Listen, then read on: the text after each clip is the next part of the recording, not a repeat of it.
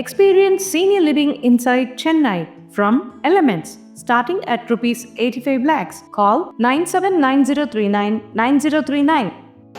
இந்த ஆட்சி உங்கள் ஆட்சி, குறிப்பாக தாய்மார்கள் ஆட்சி. உங்களுக்கு வேண்டியதெல்லாம் முதலமைச்சர் செய்கிறார். பஸ்ஸில் கட்டணம் இல்லா பேருந்து வசதி, உங்களுக்கு 1000 ரூபாய்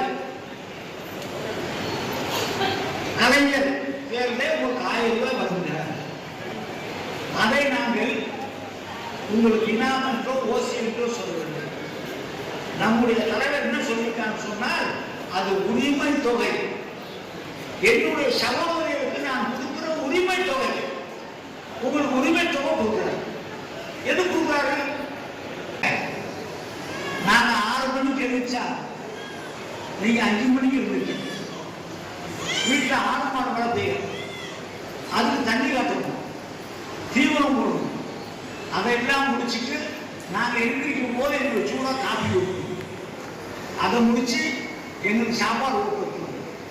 அதை முடிச்சு நம்ம குழந்தைகளை பள்ளிக்கூடத்துக்கு அனுப்புவதற்கு அவர்கள் தயார் செய்து அவரை அனுப்பி வைக்கணும். நாங்கள் வேலைக்கு போன பிறகு நீங்க 100 நாள் வேலைக்கும் போகணும். 100 நாள் வேலைக்கு வீட்டில் இருந்தீங்கன்னா நீங்க மதியம் சாப்பாடு கட்டி வைக்கணும். நான் சாயங்காலம் 4 மணிக்கு பையன் வந்துடும் பள்ளிக்கூடத்துக்கு போயிட்டு வரும்போது அரை பஸ்ஸோட வருவான். வந்தவுடனே அவனுக்கு சாப்பாடு போடணும். ராத்திரி வேலைக்கு போயிட்டு வீட்டுக்காரருக்கு சாப்பாடு போடணும். இதெல்லாம் முடிச்சு நீங்க படுக்கிறதுக்கு 11 மணி ஆகும். எங்களை விட அதிகமாக வேலை செய்கிறவர்கள் நீங்க தான். அதனால்தான் தலைவர் சொல்றாரு அது உரிமை தொகை. இது உங்களுடைய உரிமை தொகை. நீங்கள் உழைக்கிறீர்கள், நான் உங்களுடைய சகோதரனாக இருந்து கொடுத்து நான் இந்த உரிமை தொகையை தருகிறேன் சொல்லி மாசம் 1000 ரூபாய் கொடுக்குறாரு. இது ஒரு சில பேர் விடுபட்டு போயிருக்கு. அவர்களுக்கும் கூடிய விரைவிலே கொடுக்க வேண்டிய அந்த ஆணையை தகுதி இருக்க அத்தவர்களுக்கும் அந்த ஆணையை நம்முடைய முதலமைச்சர் வழங்க இருக்கிறார். உங்களுக்கான முதலமைச்சர் நம்முடைய வீட்டு குழந்தைகள் நீங்கள் காலையில 7 மணி 7:30 மணிக்கு ஸ்கூலுக்கு அனுப்பணும். நம்ம குழந்தைகள தாய்மாருக்கு எவ்வளவு கஷ்டம். அது வெளியூர்ல கிராமத்திலிருந்து தென்காசிக்கு படித்து வரதுனா பஸ்ஸில் நீங்க அனுப்பணும். அரபியில் காலையில சாப்பாடு போட்டு அனுப்பணும்.